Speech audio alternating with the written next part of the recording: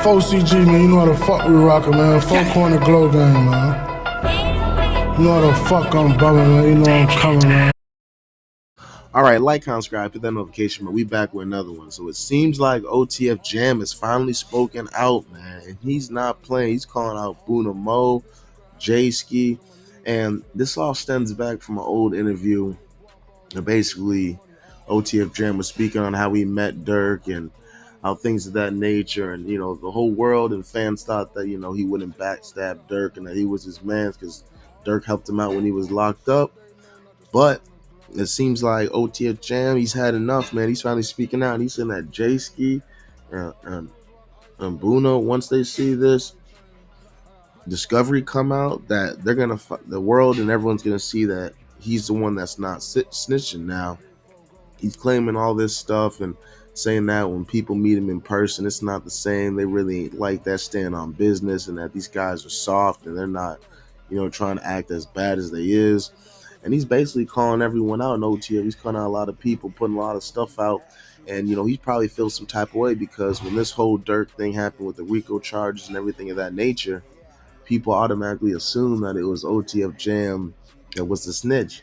I mean, don't even get me wrong. At one point, I even posted thinking he was too, because that's the information that came out. The whole world was saying this was a picture of him in this,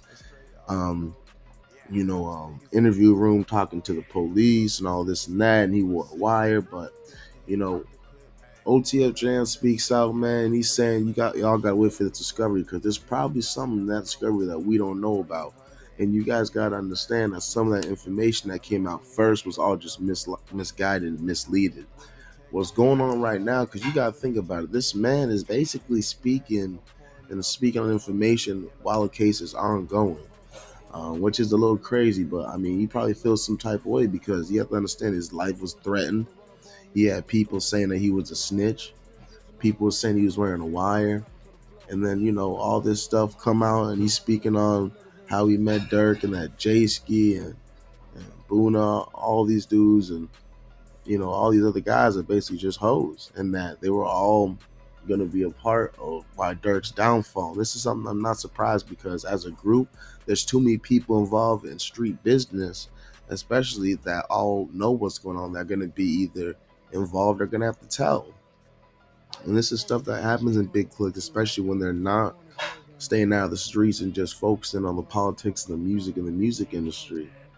Do I think OTF Jam is innocent and Durk? We gonna find out. I think OTF Jam definitely, you know, may be innocent due to the fact that he's speaking on this stuff and he's calling people out, and I think he's trying to clear his name up in his innocence because he probably really had nothing to do with this whole situation. To be honest with you, this is stuff that people on social media just sometimes just make up, so he has the right to defend himself and clear his name, especially if he didn't wear a wire or snitch. I think a lot of this stems from social media, but at the end of the day, someone in that OTF group was snitching on Durk and wearing a wire are definitely spilling the business to the feds, y'all. Point blank, period. Y'all let me know in the comment section what y'all think. Like, comment, subscribe, more content coming soon.